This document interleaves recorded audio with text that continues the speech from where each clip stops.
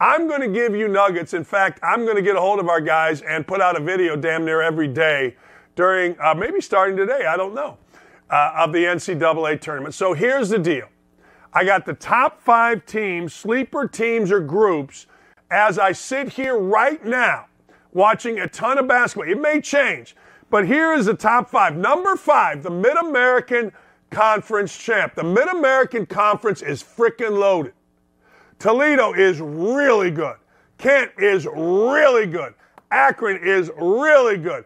Ball State can beat Big Ten teams, and Ohio can do the same. It is fantastic, and I would argue that Toledo, if they get in for the first time since 1980, would be a team that can win a game or two. They don't have a pro, an NBA guy like Chris Kaman back in the day or Bonzi Wells back in the day, that kind of thing. No, what they have is older, really, really tough players. Todd Kowalczyk has done a great job. Rob Senderoff always pieces together at Kent a winning team. They won the MAC, and they are fantastic. I watched them the other night. They get up and down, highly charged game against Akron. They hung in there, survived a couple bad calls. Akron, John Gross, former head coach at Illinois, has taken a MAC team, that's an Ohio University team back in the day, to the Sweet 16.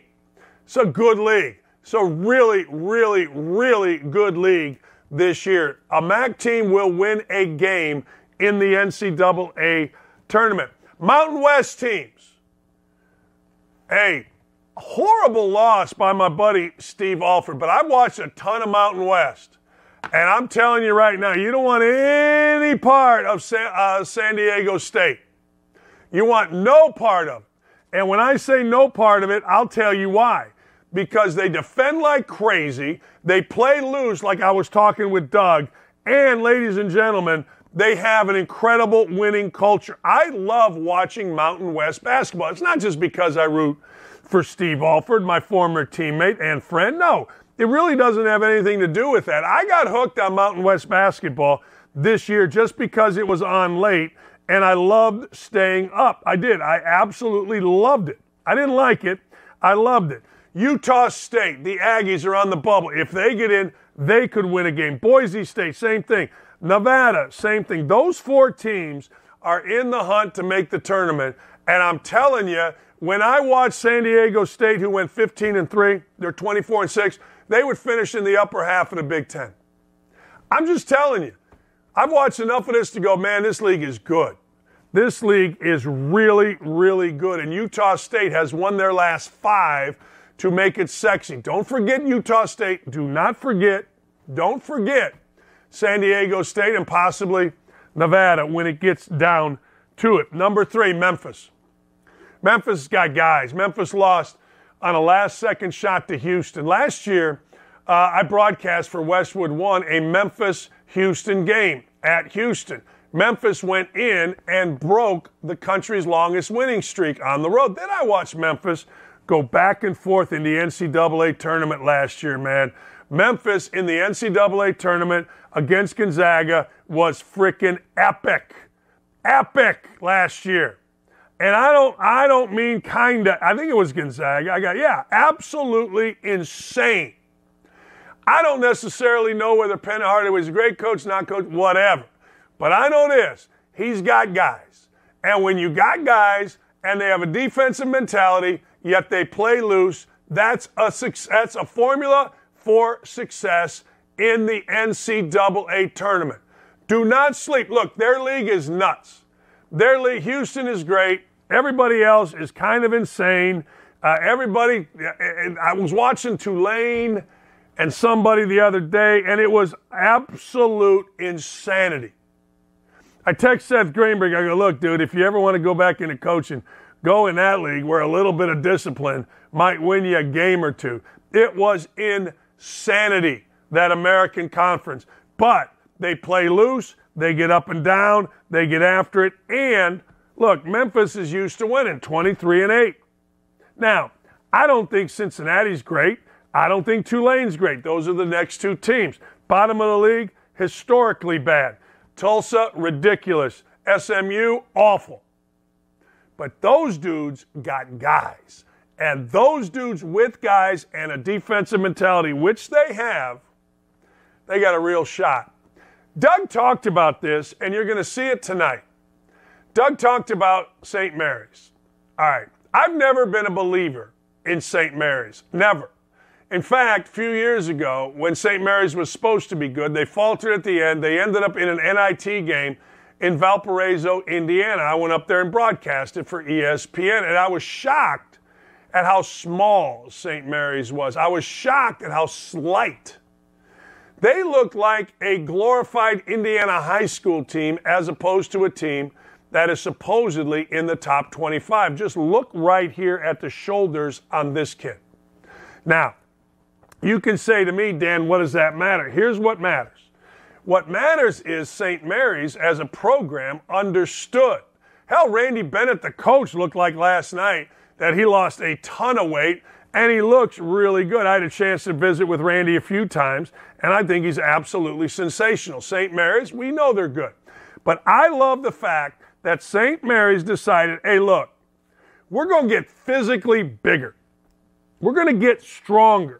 We're going to get to the point where we got guys playing at 220 pounds, not playing at, 120 pounds. This kid right here, Alex Duke, is 6'7", 220 pounds. It's a big difference.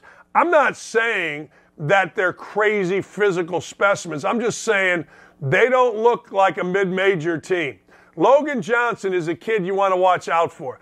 Remember this name. If you're in a pool in the NCAA tournament, take a look at Logan Johnson. He transferred from Cincinnati. He's a defensive player of the year in the West Coast Conference. He made an unbelievable block last night. He averages just under 15, 5 rebounds, 3.5 assists. He is damn good. He's good. Their team, damn good.